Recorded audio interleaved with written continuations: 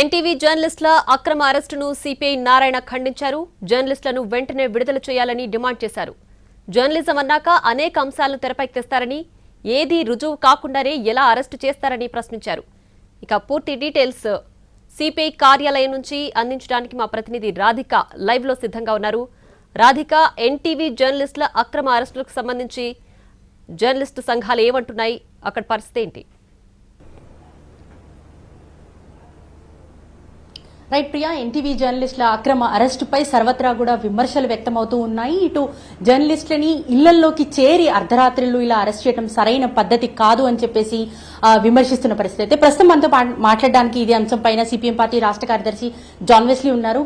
Sir చెప్పండి, జర్నలిస్టులని ఇళ్లలోకి అక్రమంగా దూరి డోర్లను బద్దలు కొట్టి ఇలా అరెస్ట్ చేయడం పట్ల ఎట్లా చూస్తారు? ఒక వార్త రాసిన దానిపైన ఇంతటి దుశ్చర్యలకు పాల్పడటం అనేది ఎలా చూడాలి? వార్తలు, ప్రజా సమస్యల మీద వార్తలు రాయడం, నిజాలు బయటికి తీసుకురావడం అనేటటువంటిది జర్నలిస్టుల యొక్క కర్తవ్యం. అందుకు దేనికి భయపడకుండా వాటిని రాయాల్సి ఉంటుంది. అదే సందర్భంలో మహిళలకు సంబంధించినటువంటి వ్యక్తిగత విషయాలు, వాళ్ళ క్యారెక్టర్ని అవమానించేటటువంటి పద్ధతుల్ని తీసుకురావడం కూడా సరైనది కాదు. దాన్ని కూడా వ్యతిరేకిస్తున్నాం.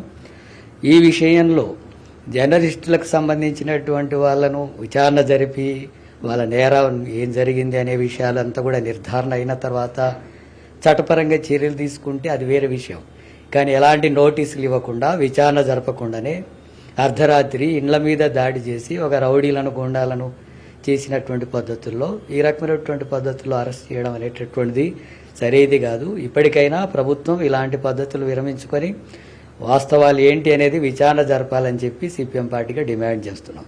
అయితే ప్రజాస్వామ్య దేశంలో ఇట్లాంటి అంటే ఇళ్లలోకి చేరి ఏదైనా ఒక వార్త రాస్తే దాని మీద డైరెక్ట్ గా వితౌట్ నోటీసు ఇళ్లలోకి చేరి అరెస్ట్ చేయటము, అట్లాగే దీన్ని అంటే ఫ్యామిలీతో బయటకు వెళ్తున్న వాళ్ళని అరెస్ట్ చేయటము ఎట్లా చూడాలంటారు ఇట్లాంటివి?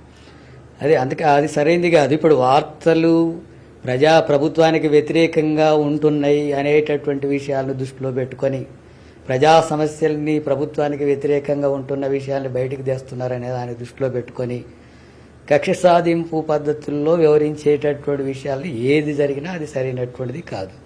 అందుకనే ఆరోపణలు నిజంగానే మహిళల విషయంలో వాస్తవాలు ఏం జరిగింది అనేది